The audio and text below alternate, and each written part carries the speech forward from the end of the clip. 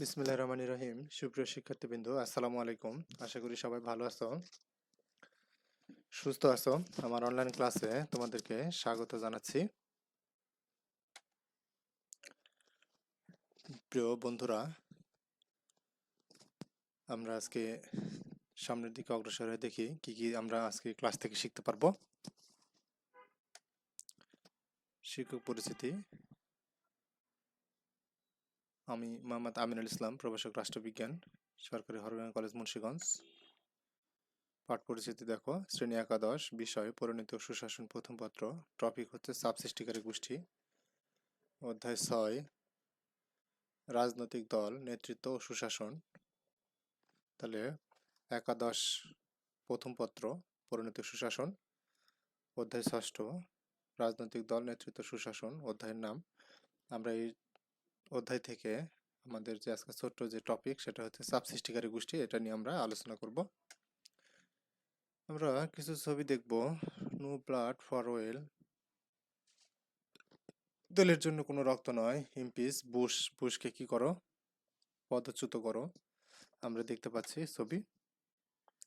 Pressure group and what role it play in the Ukraine, কি গুরুত্বপূর্ণ ভূমিকা রাখে প্রেশার গ্রুপগুলো ব্রিটেনে, সারা বিশ্বব্যাপী আমরা দেখি। আমরা এগুলো নিয়ে আজকে জানার চেষ্টা করব। এবারে বাংলাদেশের প্রেক্ষাপটে কিছু ছবি দেখি। দেখো, বাংলাদেশ গার্মেন্টস শ্রমিক ঐক্য পরিষদ, মজুরি বোর্ড, মালিক ও শ্রমিক প্রতিনিধির প্রস্তাব, গার্মেন্টস শ্রমিকরা মানতে হবে অবিলম্বে 16,000 টাকা নিম্নতম মজুরি। তাহলে আন্দোলন করছেন মজুরি বৃদ্ধির দাবিতে। প্রেশার গ্রুপ হিসেবে কাজ করেন ট্রেড ইউনিয়নগুলো। এখানে দেখো বেশ কিছু শব্দ দেখতে পাচ্ছি আমরা, লবিং, লবি, লবিয়েস্ট ইত্যাদি ইত্যাদি, করাপ্ট, পলিটিক্স। এই শব্দগুলো দ্বারা যেটা আমরা বোঝাতে চাচ্ছি সেটা হচ্ছে যে লবিং টবিং বা লবিস্ট, এগুলা প্রেশার গ্রুপ খুব ভালোভাবে লবিস্ট গ্রুপ হিসেবে কাজ করে। প্রিয় শিক্ষার্থী বন্ধুরা, আমরা এই পাঠ শেষে যা জানতে পারবো তা হলো চাপ সৃষ্টিকারী গোষ্ঠী কি তা বলতে পারবো। চাপ সৃষ্টিকারী গোষ্ঠীর প্রকারভেদ তোমরা বলতে পারবে। চাপ সৃষ্টিকারী গোষ্ঠীর বৈশিষ্ট্য বলতে পারবে। চাপ সৃষ্টিকারী গোষ্ঠীর কাজ বর্ণনা করতে পারবে। তাহলে আজকের পাঠ আমাদের চাপ সৃষ্টিকারী গোষ্ঠী বা প্রেশার গ্রুপ। চাপ সৃষ্টিকারী গোষ্ঠী কি? তাহলে 1 নম্বর প্রশ্নটা একটু ভালো করে দেখো। চাপ সৃষ্টিকারী গোষ্ঠী হচ্ছে এমন এক সংঘবদ্ধ গোষ্ঠী যাদের কর্মকাণ্ড রাজনৈতিক ও রাষ্ট্রীয় কর্মকাণ্ডকে প্রভাবিত করে। তাহলে সংঘবদ্ধ গোষ্ঠী যাদের কর্মকাণ্ড রাজনৈতিক ও রাষ্ট্রীয় কর্মকাণ্ডকে প্রভাবিত করে। এরপর আমরা দেখি, এরূপ গোষ্ঠী নিজেরা সরাসরি সরকার গঠনে আগ্রহী থাকে না, কিন্তু নিজেদের স্বার্থ সংশ্লিষ্ট বিষয়ে সরকারি কর্মকাণ্ড ও নীতিমালা প্রভাবিত করার জন্য বিভিন্ন উপায় অবলম্বন করে থাকে। প্রিয় বন্ধুরা, তোমাদের কাছে একটা উদাহরণ দিই, যেমন গার্মেন্টস শ্রমিক ঐক্য পরিষদ, ট্রেড ইউনিয়ন, অথবা গার্মেন্টস শ্রমিক মালিক সমিতি যেটা আছে সেটা সরকারের উপর চাপ প্রয়োগ করে নিজেদের সুবিধা আদায়ের জন্য। চাপ সৃষ্টিকারী গোষ্ঠীর আরো কিছু ডেফিনেশন আমরা দেখব। চাপ সৃষ্টিকারী গোষ্ঠী হলো একই ধরনের আর্থিক, সাংস্কৃতিক, বৈষয়িক সুবিধা ও মর্যাদা লাভের জন্য স্বার্থের ভিত্তিতে সংঘবদ্ধ বিশেষ জনগোষ্ঠী। এদের কোনো রাজনৈতিক উদ্দেশ্য থাকে না, তাই এই দিক হতে রাজনৈতিক দলের সাথে এদের পার্থক্য বিদ্যমান থাকে। দেখো, চাপ সৃষ্টিকারী গোষ্ঠী হলো সে গোষ্ঠী যারা নিজেদের পছন্দমতো পথে সরকারি নীতিকে প্রভাবিত করতে চায়, যদিও রাজনৈতিক দলের মতো প্রত্যক্ষভাবে ক্ষমতায় আসতে চায় না। বলেছেন কে? এস.ই. ফাইনার, তিনি এই কথা বলেছেন যে রাজনৈতিক ক্ষমতা তারা চায় না, কিন্তু স্বার্থ উদ্ধার করতে চায়, সরকারের নীতিকে প্রভাবিত করতে চায়। পরটা দেখো, চাপ সৃষ্টিকারী গোষ্ঠীসমূহ সর্বাধিক লক্ষণীয় এবং সুসংহত স্বার্থের প্রতিভূ স্বরূপ। জেডি মিলার, তিনি কথা বলেছেন যে চাপ সৃষ্টিকারী গোষ্ঠীসমূহ সর্বাধিক লক্ষণীয় এবং সুসংহত স্বার্থের প্রতিভূ স্বরূপ। শেষটা দেখি, নির্দিষ্ট স্বার্থের বন্ধনে সংযুক্ত এবং এই সংযোগ সম্পর্কে সজাগ ব্যক্তি সমষ্টিকে চাপ সৃষ্টিকারী গোষ্ঠী বলে। অ্যালমন্ড ও পাওয়েল এই ডেফিনেশন দিয়েছেন, স্বার্থের বন্ধনে সংযুক্ত সংযোগ সম্পর্কে সজাগ ব্যক্তি সমষ্টিকে চাপ সৃষ্টিকারী বলতে, যারা স্বার্থ নিয়ে সংশ্লিষ্ট সজাগ থাকে তাদের সংঘবদ্ধ গোষ্ঠীকে তিনি চাপ সৃষ্টিকারী গোষ্ঠী হিসেবে অভিহিত করেছেন। প্রিয় বন্ধুরা, শিক্ষার্থী বন্ধুরা, চাপ সৃষ্টিকারী গোষ্ঠীর বৈশিষ্ট্য আমরা কিছু দেখার চেষ্টা করব। সংঘবদ্ধতা। চাপ সৃষ্টিকারী গোষ্ঠীর মধ্যে সংঘবদ্ধতা লক্ষ্য করা যায়। তারা সংঘবদ্ধ হিসাবে সরকারের উপর চাপ প্রয়োগ করে, এককভাবে নয়। রাজনৈতিক ক্ষমতার বাহিরে অবস্থান করে, রাজনৈতিক ক্ষমতা দখল করে না। নীতি নির্ধারণে প্রভাব বিস্তার করে, যেমন পেশাজীবী রাজনৈতিক সংগঠনগুলা, পেশার গ্রুপগুলা, পেশাজীবী গোষ্ঠী যেগুলো রয়েছে আমরা জানো, যেমন পেশাজীবী সংগঠনদের মধ্যে রয়েছে প্রশাসন ক্যাডার, পুলিশ ক্যাডার, শিক্ষা ক্যাডারদের যে সংগঠনগুলা, এগুলো এরা নীতি নির্ধারণে প্রভাব বিস্তার করে সরকারের। গোষ্ঠী স্বার্থ এরা দেখভাল করে, অর্থাৎ যেই চাপ সৃষ্টিকারী গোষ্ঠী নাম, সেই নাম অনুসারে তাদের স্বার্থ উদ্ধার করার চেষ্টা করে। যেমন পোশাক কারখানার যদি হয়, তাহলে পোশাক কারখানার মালিক সমিতি, আর শ্রমিকদের হলে শ্রমিক সমিতি বা ট্রেড ইউনিয়ন, যেটা তোমরা বলো, স্বার্থ গোষ্ঠী উদ্ধার করে। সরি। কাঠামোগত ভিন্নতা থাকে বিভিন্ন চাপ সৃষ্টিকারী গোষ্ঠীর মধ্যে, কাঠামোগত ভিন্নতা থাকে। অর্থাৎ গঠনগত দিক থেকে তারা ভিন্নতা। নির্দলীয় অরাজনৈতিক সংগঠন, তারা কোনো দলে অংশগ্রহণ করে না চাপ সৃষ্টিকারী গোষ্ঠীরা। সমজাতীয় মনোভাব পোষণ করে সবাই, মানে যেই পেশার গ্রুপের সদস্য যারা, তারা সম মনোভাব সম্পন্ন, তারা সংক্ষুব্ধ থাকে একই বিষয়গুলো নিয়ে। প্রিয় বন্ধুরা, শিক্ষার্থী বন্ধুরা, চাপ সৃষ্টিকারী গোষ্ঠীর নিম্নোক্ত এই বৈশিষ্ট্যগুলো আমরা দেখলাম, এগুলো কাজে লাগবে তোমাদের, একটু দেখে রেখো সুন্দর করে। চাপ সৃষ্টিকারী এই গোষ্ঠীর বিভিন্ন নাম আছে, আমরা একটু দেখার চেষ্টা করি। দেখো, চাপ সৃষ্টিকারী গোষ্ঠী পেশার গ্রুপ, প্রথম নাম। স্বার্থান্বেষী গোষ্ঠী, ইন্টারেস্ট গ্রুপ, মানে স্বার্থকেন্দ্রিক কাজ করে থাকে। আবার দেখো, মনোবৃত্তিবাহী গোষ্ঠী, অ্যাটিটিউড গ্রুপ, এরা তাদের মর্যাদার জন্য লড়াই করে, মেবি মনোবৃত্তিবাহী। রাজনৈতিক গোষ্ঠীও থাকে, পলিটিক্যাল গ্রুপ, পেশা গ্রুপ হিসেবে মাঝে সাঝে পরোক্ষভাবে কাজ করে। সংগঠিত গোষ্ঠী, অর্গানাইজড গ্রুপ থাকে, এবং লবি, বিভিন্ন নাম যেভাবে যেভাবে থাকে। উন্নত রাষ্ট্রে লবিস্ট নিয়োগ করা হয় স্বার্থ উদ্ধারের জন্য। বাংলাদেশেও অনেক লবিস্ট গ্রুপ রয়েছে যারা কাজ করে লবিংয়ে। আরও কিছু শ্রেণী বিভাগ আমরা দেখার চেষ্টা করি। আলমন্ড পাওয়েল চাপ সৃষ্টিকারী গোষ্ঠীকে 4 ভাগে বিভক্ত করেছেন। ভূমিকা অনুসারে চাপ সৃষ্টিকারী গোষ্ঠীকে 4 ভাগে বিভক্ত করা যায়। ভূমিকার ভিত্তিতে শ্রেণী বিভাগ করলে চাপ সৃষ্টিকারী গোষ্ঠী সমূহের প্রকৃতি ও ধরন সম্পর্কে সহজেই ধারণা লাভ করা যায়।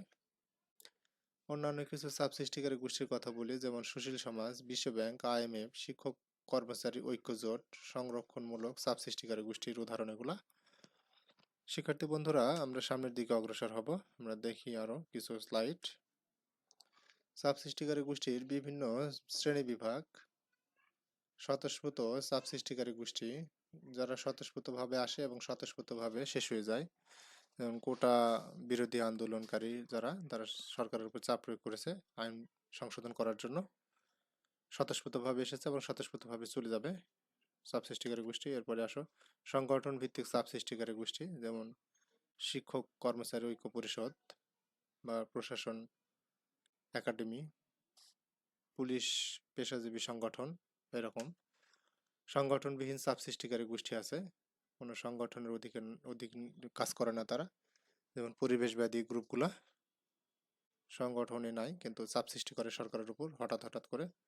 প্রাতিষ্ঠানিক চাপ সৃষ্টিকারী গোষ্ঠী, বিভিন্ন প্রতিষ্ঠানে কর্মরত এরা, সরকারি বেসরকারি, একত্রিত হয়ে সরকারের উপর চাপ প্রয়োগ করে, এই জন্য প্রাতিষ্ঠানিক চাপ সৃষ্টিকারী গোষ্ঠী বলা হচ্ছে। রাজনৈতিক দল ও চাপ সৃষ্টিকারী গোষ্ঠীর একটু পার্থক্য দেখার চেষ্টা করি আমরা। দেখো, উদ্দেশ্যগত পার্থক্য আছে। রাজনৈতিক দলের উদ্দেশ্য দেশের জনগণের সেবা করা এবং দেশকে উন্নতির শিখরে নিয়ে যাওয়া, দেশের আগামী ভবিষ্যৎ নির্ধারণ করা। আর পেশার বা চাপ সৃষ্টিকারী গোষ্ঠী যারা, তাদের উদ্দেশ্য হচ্ছে নিজেদের স্বার্থ উদ্ধার করা, সরকারের উপর চাপ প্রয়োগ করে। মতাদর্শগত, রাজনৈতিক দলের একটা সুনির্দিষ্ট মতাদর্শ থাকে, কিন্তু পেশার গ্রুপগুলার মতাদর্শ হচ্ছে স্বার্থ উদ্ধার করা নিজেদের। সিদ্ধান্ত গ্রহণ, রাজনৈতিক দলগুলো গণতান্ত্রিক প্রক্রিয়ায় সিদ্ধান্ত গ্রহণ করে এবং রাজনৈতিক দলের সিদ্ধান্ত গ্রহণ প্রক্রিয়া অনেকটা স্বচ্ছ হয়। আর চাপ সৃষ্টিকারী গোষ্ঠীর সিদ্ধান্ত গ্রহণ প্রক্রিয়াটা হুমকিশালী হয়। যখন যে ধরনের সিদ্ধান্ত আসে তারা আলোচনার মাধ্যমেও যদিও নেয়, তবে যেহেতু এই চাপ সৃষ্টিকারী গোষ্ঠী সবাইকে সুসংগঠিত করা সহজ হয়ে ওঠে না, তাই নেতৃস্থানীয় নেতৃত্ব দানকারী যারা তারা সিদ্ধান্ত গ্রহণ করে। অভ্যন্তরীণ বিরোধিতা থাকে। রাজনৈতিক দলের অভ্যন্তরীণ বিরোধিতা থাকে, চাপ সৃষ্টিকারী গোষ্ঠীরও অভ্যন্তরীণ বিরোধিতা থাকে, তবে কম। চাপ সৃষ্টিকারী গোষ্ঠীতে কম, রাজনৈতিক দলের অভ্যন্তরীণ বিরোধিতা বেশি থাকে। সাংগঠনিক ভিত্তি, রাজনৈতিক দলের সাংগঠনিক ভিত্তিটা খুব শক্ত হয়, আর চাপ সৃষ্টিকারী গোষ্ঠীর সাংগঠনিক দুর্বলতা থাকে। নির্বাচনে অংশগ্রহণ করে রাজনৈতিক দল, চাপ সৃষ্টিকারী গোষ্ঠী নির্বাচনে অংশগ্রহণ করে না। অস্তিত্ব, রাজনৈতিক দলের অস্তিত্ব জনগণের সমর্থনের উপর নির্ভর করে, চাপ সৃষ্টিকারী গোষ্ঠীর অস্তিত্ব নির্ভর করে স্বার্থের উপর, অর্থাৎ চাপ সৃষ্টিকারী গোষ্ঠীর স্বার্থের উপর। স্বার্থ থাকলে অস্তিত্ব থাকে, স্বার্থ না থাকলে তেমন অস্তিত্ব দেখা যায় না। সুশাসন প্রতিষ্ঠায় চাপ সৃষ্টিকারী গোষ্ঠীর কিছু ভূমিকা আমরা দেখার চেষ্টা করব। নেগেটিভ দিক থাকলেও পজিটিভ কিছু দিক আছে, যেমন স্বার্থ উত্থাপন করে। চাপ সৃষ্টিকারী গোষ্ঠী বিভিন্ন স্বার্থ উত্থাপন করে সরকারের কাছে এবং সরকারকে চাপ প্রয়োগ করে সেই স্বার্থ উদ্ধার করার ক্ষেত্রে দেখা যায় সেটা জনগণের জন্য কাজে লাগে বা জনগণের উপকারে আসে। জনসংযোগ ঘটায়, চাপ সৃষ্টিকারী গোষ্ঠী জনসংযোগ করে দেশব্যাপী তাদের স্বার্থ সংশ্লিষ্ট বিষয়গুলো প্রচার করে। এই চাপ সৃষ্টিকারী গোষ্ঠী যে শুধু নিজেদের স্বার্থ উদ্ধার করে তাও নয়, মাঝে সাঝে তারা জনসংযোগ করে জনগণের উপকারের জন্য কাজে লাগে। আমরা পরামর্শ দান করে সরকারকে বিভিন্ন বিষয়ে। নির্বাচনে প্রভাব বিস্তার করার চেষ্টা করে চাপ সৃষ্টিকারী গোষ্ঠীগুলা। নীতি নির্ধারণ, চাপ সৃষ্টিকারী গোষ্ঠী নীতি নির্ধারণে ভূমিকা রাখে এবং সরকারের ডানহাত হিসাবে কাজ করে অনেক ক্ষেত্রে। আমরা দেখব রাজনৈতিক সামাজিকীকরণ। চাপ সৃষ্টিকারী গোষ্ঠীগুলো রাজনীতিকে সামাজিকীকরণ করার প্রচেষ্টা চালায় এবং দলীয় এজেন্ডা সামাজিক এজেন্ডাতে পরিণত করার প্রয়াস পায়। আইন প্রণয়নে ভূমিকা রাখে চাপ সৃষ্টিকারী গোষ্ঠী।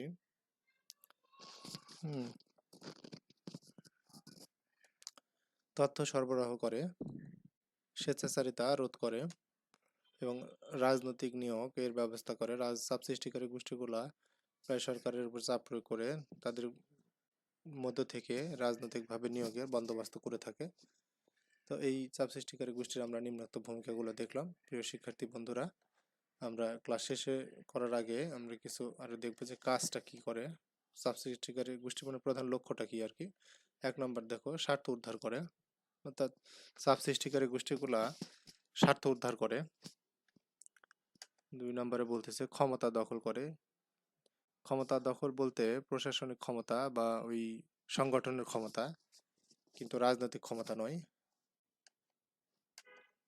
আদর্শ বাস্তবায়ন করে, চাপ সৃষ্টিকারী গোষ্ঠীর যে আদর্শ আছে তা বাস্তবায়ন করে এবং রাষ্ট্রের উন্নয়নে তারা ভূমিকা রাখার চেষ্টা করে।